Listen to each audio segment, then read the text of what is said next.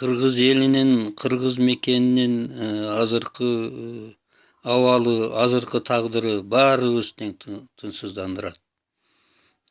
Ошонун эң башкы маселеси болуп бур элибиздин ынтымагы, биримдиги, өз ара күйүмдүүлүгү, өз ара жапакештиги, бирини бири колдоп коргоочулугу.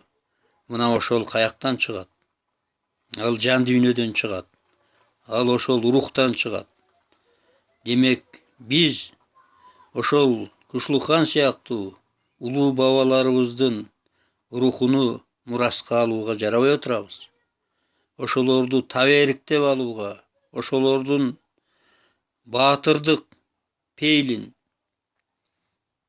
кайтпастык касиетин, эл үчүн, келечек үчүн мына биздин ушул бүгүнкү жыйынды өткөрүп аткандыгыбыз, ушуну эки этаптан кеңири салтанаттап, ал эмес Памир тоосунун 7000 чокуларынын ортосунда жайгашкан алтын мазарга келип, ушу Кушлук-хандын койгон кабырына зыярат кылып, ушул жерде мына моундай эң татаал жолдорго кубаттуу машиналар менен келип, ушул жерде отурушубуздун өзү ошол бабаларыбыздын эмгеги, ошолордун аракетини текке кетти.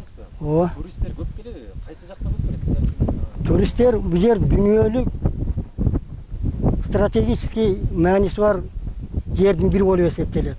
Дүйнө жүзү боюнча кызыгат бул жерге. Туристтер мурдараак көп келет. Мына погранотряд тургандан бери келе албай калышты. Кандайдыр не себеп болду билбейм. Бир экөө келип мени ушул жерге жайгаштырып, мындай күтүп ала аласызбы? Условиясын түзүп бере аласызбы деп Москвадан журналисттер келди, турист эсеби. Аларга жок, мен эптей албайм деп жооп бердим. Себеби бул жерде шартыбыз туура келбеди.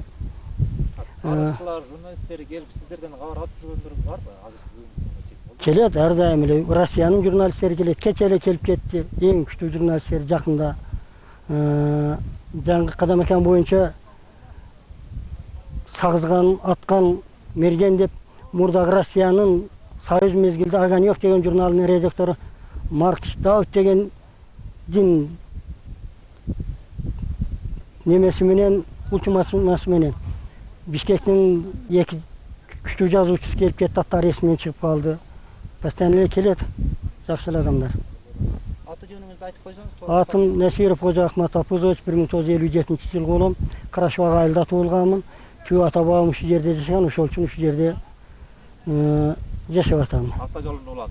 Ата жолун, жерди коргоп, бир чети балдар эртеге баары эле шаарга кача бербей ушул жерлерге ээ болуп, келечекте өзүбүздүн жер деген патриоттордон болсун деген максатта неберелерибиз мана ушул жерде Кудайга шүгүрөнүп өсүп атат, чоңоюп атат. Баардыгы жакшы. Органдары коюла турган неме бар, жасалган. Мына моуларга бөйрөгүн коет. Моунда мисалы жүрөгүн коет, могу жерге өпкөсүн коет. Анан наркы эмелер көрдүңөрбү? Карманча. Буларга жиликтерин койгон. Анан ошону коюп, ушул кандайдыр бир мезгил тургандан кийин баягы өңү кандай өзгөрөт.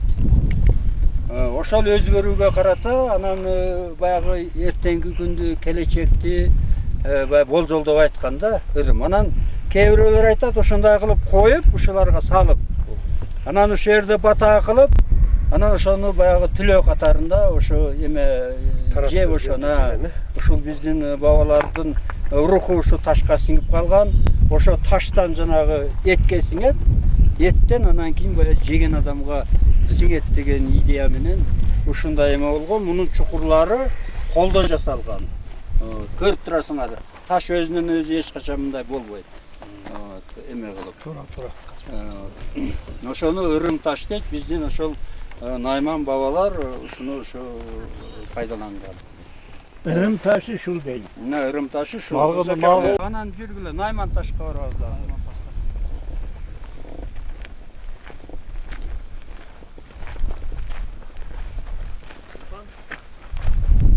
Ütünde Nayman деген жазуу бар. Мына бетинде. Мына көрдүңөрбү? Мына издери. Анан наркы турбайбы? Наркыда ошол точкеси менен кандайдыр бир эме болгон, ырымдалган таш деп айтышат. Мына көрүп турасыңар, урматтуу жолдоштор, бул ошо Найманташ биздин бабалар ыйык бир белги катарында келип ушул жерде ата бабалардын тарыхын эскеришкен. Эми мында Табышмак таш дегени бар. Жүргүлө ошол жака барабыз. Şu bana en деген tam ekan da bu. Şunda okulam. Maymunların flagı da turgan öyle. Ne öyle? Flagda znak.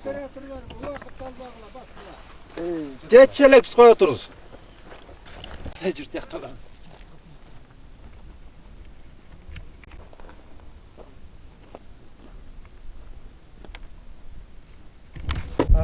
Анысы Муздара.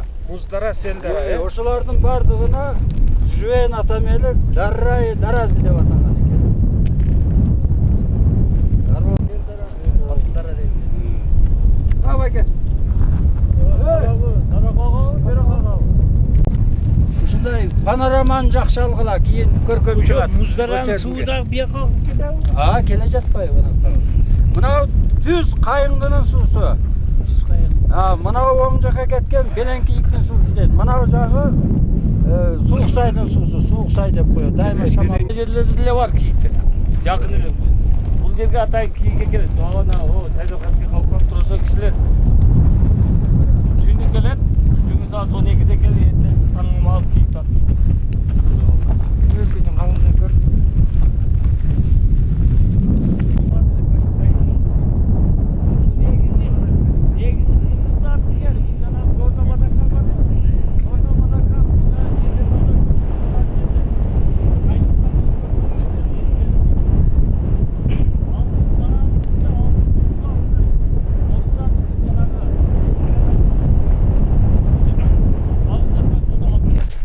Мына могул турган Табышмак таш дейт. Бул кандайча мындай болуп калгандыгыны эч ким так эме кыла албайт. Бул бир таш жарылып кеткен эмес, атайын кол менен үйүлгөн мына. Себеби дегенде эмелери жиктери дал келбейт. Анан ошо биздин бабалардын айткан уламышы боюнча ушунун астында кандайдыр бир хан белги же хандын кылычы бир ыйык нерсе коюлуп, ошонун үстүнө ушундай жасалган. Ошо Табышмак бойдон ушул бүгүнкү күнгө чейин Табышмак таш деп аталат. Анан мунун нар жак бетинде өзүнүн жазуулары бар, азыр барып карайбыз. Мына бул Табышмак таш. Ya, mramor okşuş taş. Taş өзү жалтырак. Taşta altın var ya sasta. Yotala gelgende öyle. Мына ырымда ушуну чабып.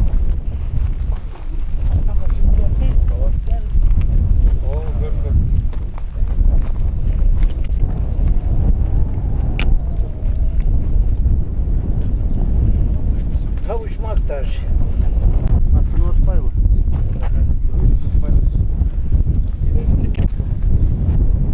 Alda siz düşkün buna gelir. Öyle düşkün. Жазусы кая? Ишиктер ушул жерде ушул таштын кандайча болгондугу жөнүндө белги кандайдыр бир маалымат бар деп атат. Азырга чейин бул чечиле элек. Бул илимий дагы изилдөөнү талап кылат. Бул эч изилдене элек. Жаңы ачылыш. Жаңы ачылыш катарында. Ошол жерде бар. Анан мындай кылып чукур айтканда да бир кандайдыр изге окшогон белгилери бар. Кадырбек мындай эме кылып тур. Она ине. Ошо Табышмак таштын кожайыны ошо. Men сүрөтчү тартасын ya.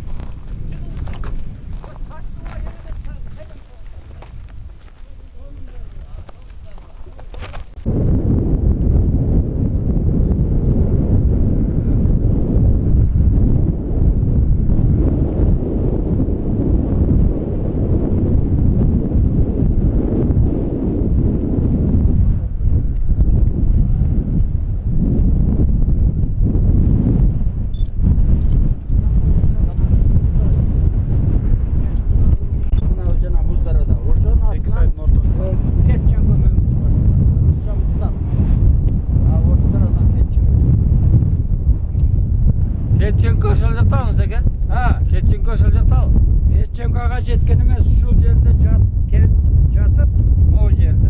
Ayarı menen kelgen Olga degen. Şu yerde jatıp, anam emdigi жылы men Möngüge baramın dep ketip, kiyin jönöp atkan yerde kapısından oğru gelip kalat. Anan oşonu aytıp жүрөт, ошол үчүn Gazel kışta janılgan kişi emas mı? Ha, O başka. Avol keche kiyim bolgon. Avol Fetchenko 1870 жылдары болгон окуя. 71 жылы 1800. Ушул жерге келген Fetchenko мөңгүсүнө жеткен эмес. Өзү.